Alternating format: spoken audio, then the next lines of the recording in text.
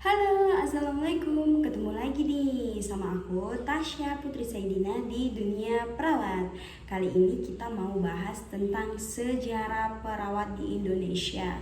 Sebelum kita masuk ke pembahasan, jangan lupa subscribe channel ini, like and comment dan share ke semuanya, dan semoga bermanfaat. Oke, kita kembali ke pembahasan. Kapan sih keperawatan itu muncul di Indonesia? Nah, sebelumnya keperawatan itu adalah bidang studi yang mempersiapkan seseorang untuk menjadi perawat. Tahu kan apa perawat? Nah, perawat yang ada di rumah sakit, yang ada di klinik, dan juga perawat yang ada di puskesmas. Nah, contohnya itu adalah seorang perawat yang sudah lulus studi perawat. Di mana perawat itu ada banyak ya macam-macamnya. Ada perawat umum, seperti contohnya saya adalah perawat umum yang bekerja di sebuah klinik di desa. Nah, ada perawat gigi dan juga perawat banyak yang lainnya seperti anestesi, seperti pokoknya banyak hal di bidang-bidang perawat itu sendiri.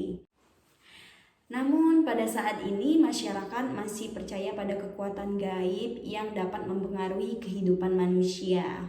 Kepercayaan itu dikenal dengan animisme ya. Bahkan mereka meyakini bahwa sakitnya seseorang disebabkan oleh kekuatan alam atau pengaruh gaib seperti batu-batuan, pohon-pohon dan gunung-gunung ya. Misalkan seperti kita ya, walaupun sudah sekarang adanya rumah sakit, perawat dan dokter, kita sebagaimana kita masih mempercayai atau pergi ke orang pintar begitu, atau ada kiriman dari seseorang begitu, tapi kita harus meyakini keyakinan mereka masing-masing ya, tidak boleh memaksa bapak harus ke sini, bapak harus ke situ begitu ya.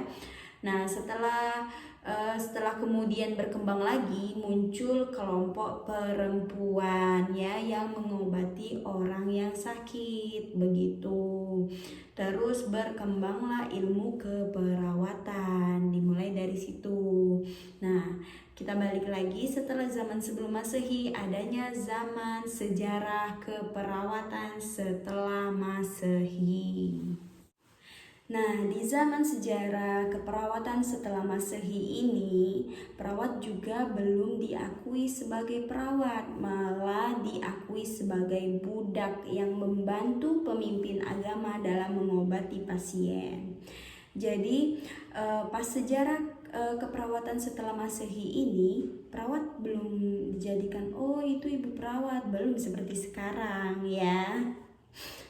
Masih dianggap orang yang bisa merawat orang yang sakit itu dikenal dengan tabib. Apalagi di sini penyebaran agama sangat mempengaruhi perkembangan peradaban manusia. Hal tersebut berdampak positif terhadap keperawatan. Yang pertama, adanya perkembangan perawatan masa penyebaran Kristen. Pada awal Masehi, agama Kristiani ya mulai berkembang. Saat itu keperawatan mengalami kemajuan pesat. Hal tersebut dapat dilihat pada pemerintah Lord Constantine.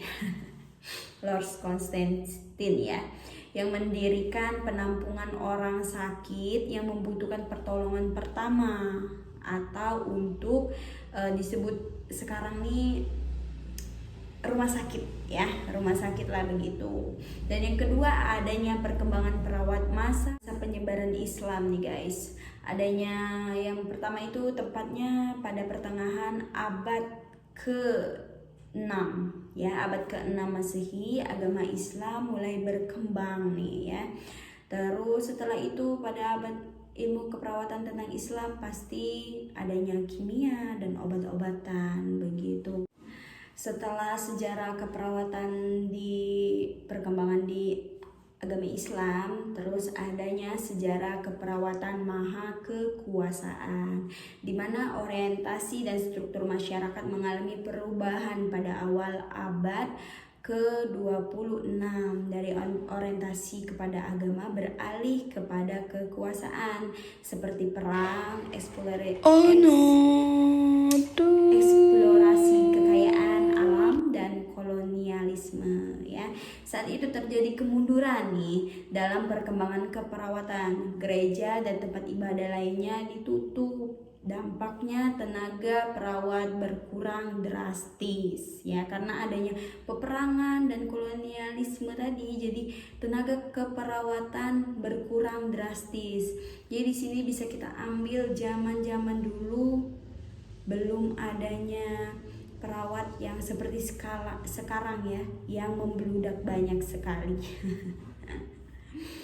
Jadi keperawatan mulai berkembang lagi dengan adanya perang salib untuk menolong korban perang. Tenaga sukarela sebagai perawat, mereka terdiri dari anggota kelompok agama, perempuan yang ikut berperang, dan tentara yang bertugas merangkap sebagai perawat. Nah, di sini adanya sekelompok perempuan yang datang jadi menolong pas perang ini tadi ya, begitu.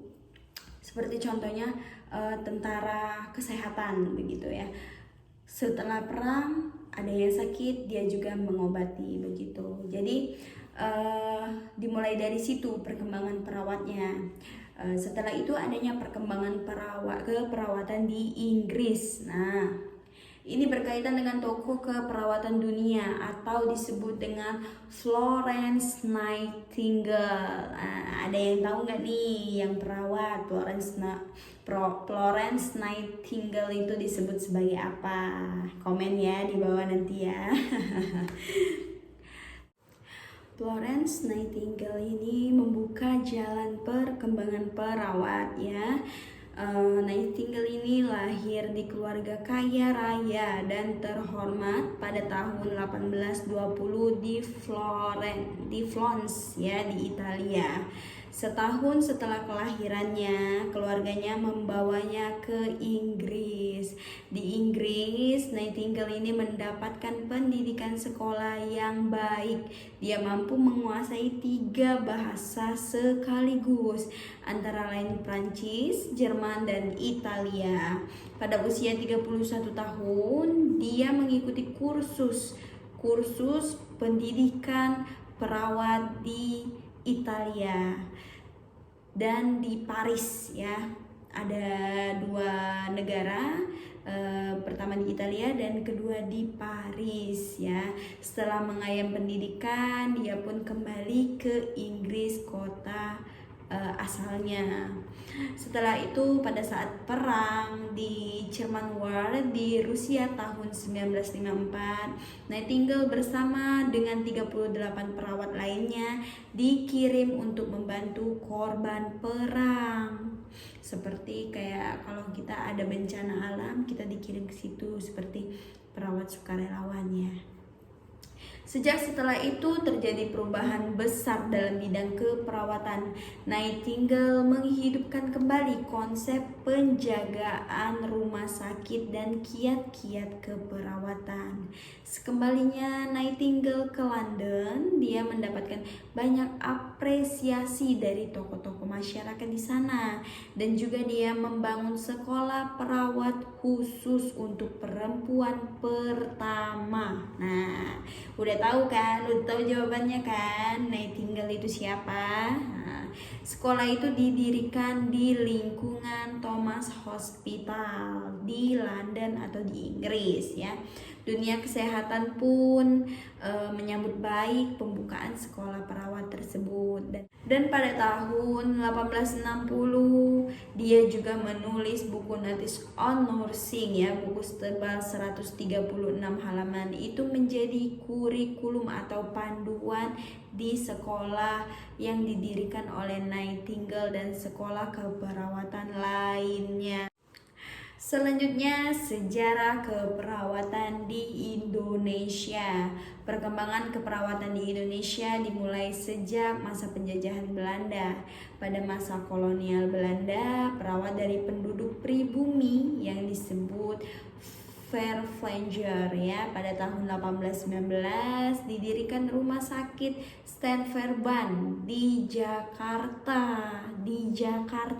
guys. Setelah itu tahun 1919 rumah sakit itu pindah ke Selamba dan berubah nama menjadi Rumah Sakit Cipto Mangkusumo. Tahu kan Rumah Sakit Cipto Mangkusumo atau RSCM. Tahun selanjutnya berdiri pula rumah sakit, dan bersamaan dengan itu sekolah-sekolah keperawatan juga ikut didirikan. Jadi sekilas sudah tahu ya, sejarah keperawatan yang di Indonesia itu dimulai dari sejarah-sejarah yang lainnya. Dan selanjutnya perkembangan keperawatan mengalami maju mundur hingga tahun 1972. Tepatnya tanggal 19 April lahirlah organisasi profesi bernama Persatuan Perawat Nasional Indonesia. Nih, siapa yang belum masuk anggota PPNI, Persatuan Perawat Nasional Indonesia? Kalau yang belum masuk, buruan masuk. Tapi setelah ada STR ya, semangat.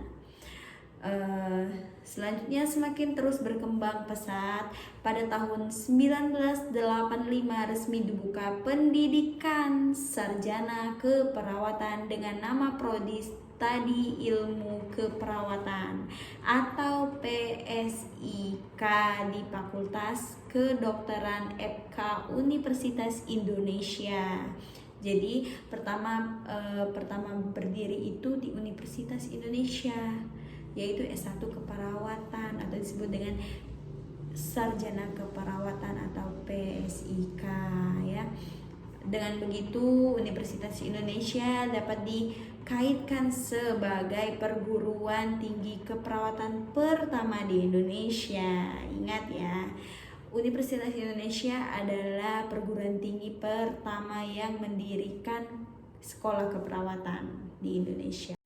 Sejak saat itulah PSIK Universitas Indonesia telah menghasilkan tenaga perawat tingkat sarjana hingga tahun 1992 dikeluarkan Undang-Undang Nomor 23. Nah, undang-undang tersebut mengakui tenaga keperawatan sebagai profesi, dan pada tanggal 15 November tahun 1995 PSIK diresmikan menjadi Fakultas Ilmu Keperawatan Indonesia (FIK UI) hingga saat ini. Jadi untuk saat ini kita harus bersyukur karena dari sebelum Masehi sampai saat ini sangat susah sekali memperjuangkan yang itu namanya pendidikan keperawatan. Jadi yang sudah sekolah di keperawatan jangan pernah menyesal mengambil keperawatan, dan juga yang sudah lulus dari keperawatan, yang sudah mendapatkan STR atau surat tanda registrasi dan ingin mencari pekerjaan, jangan mengeluh ya. Pesan saya, tetaplah bekerja keras dan semangat. Saya juga selalu bekerja keras. Saling mendukung dan saling bekerja sama ya. Baik, itu saja penjelasan singkat mengenai sejarah keperawatan di Indonesia. Untuk selanjutnya mau bahas apa lagi nih? Komen ya di bawah. Jangan lupa subscribe, comment, like, and share. Sampai jumpa.